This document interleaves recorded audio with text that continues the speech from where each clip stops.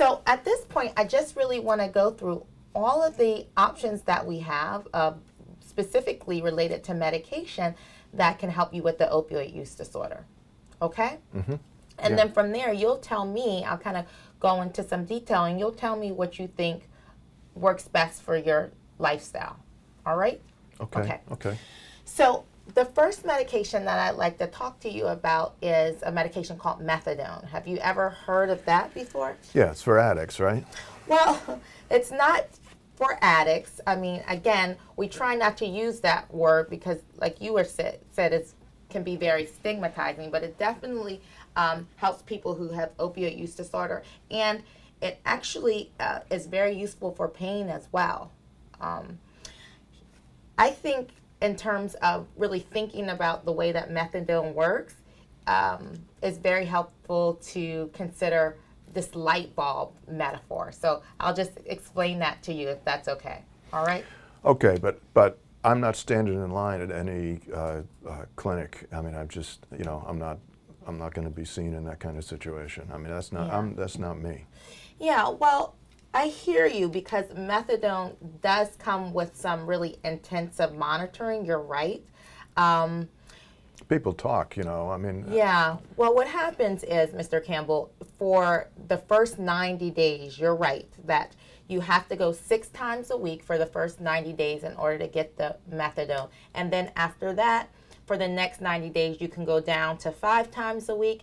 And then after that 90 days, you can go down to 4 times a week for 90 days. And then when you hit the year mark, you can go every week.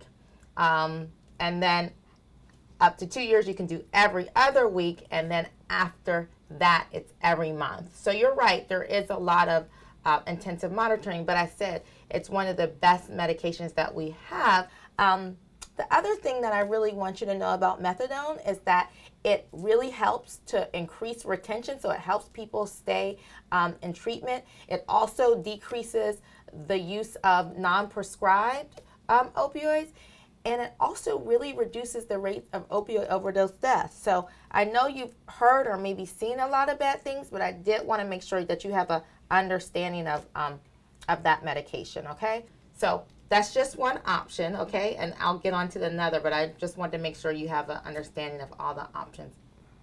But in terms of this light bulb metaphor, just so you know, if we think about the opioid receptor as a light bulb itself, and then these medications that I'm describing, like methadone, and I'll talk about buprenorphine and naltrexone, as controlling that light bulb, okay?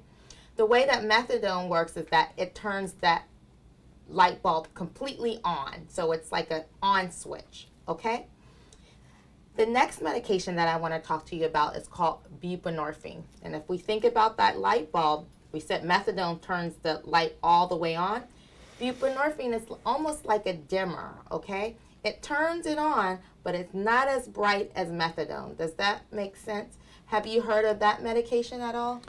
I haven't heard of that medication, no. Okay, all right. We'll talk a little bit more about that, but I think that'll be one good option for you as well, because it doesn't have the intense oversight like the methadone, and you can get it from your physician in the office setting.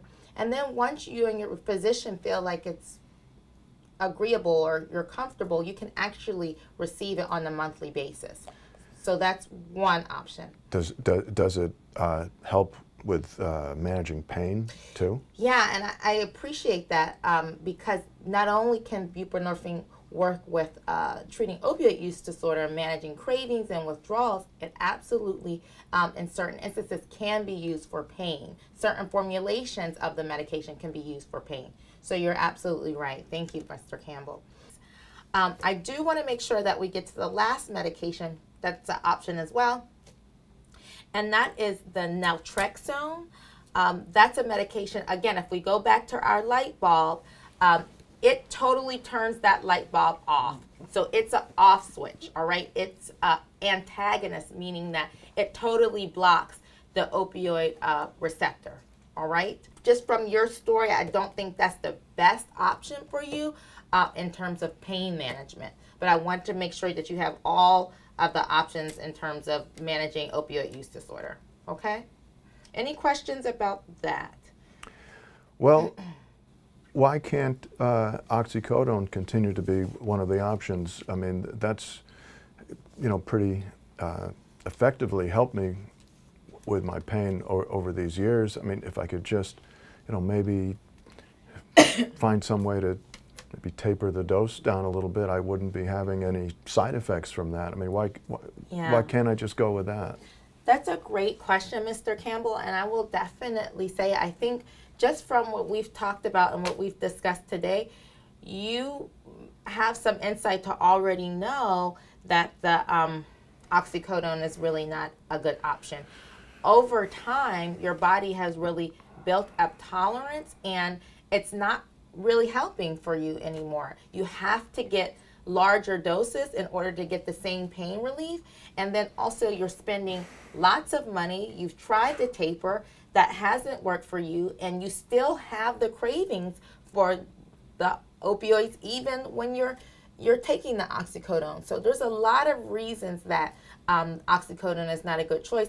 On top of it's not managing your pain. You're not being able to meet your goals like you talked about. You want to take your wife out. You want to do tennis.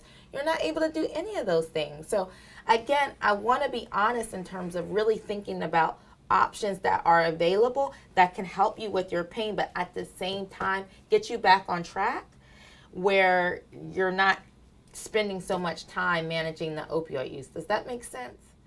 Yeah. Well, what about that second one you mentioned, buprenorphine? Oh, the buprenorphine. Yeah. And I think, honestly, that's a good choice for you, not just because of the way that it works in terms of your work and your lifestyle, but also, like you said, that it helps manage your pain as well. That's important, yeah.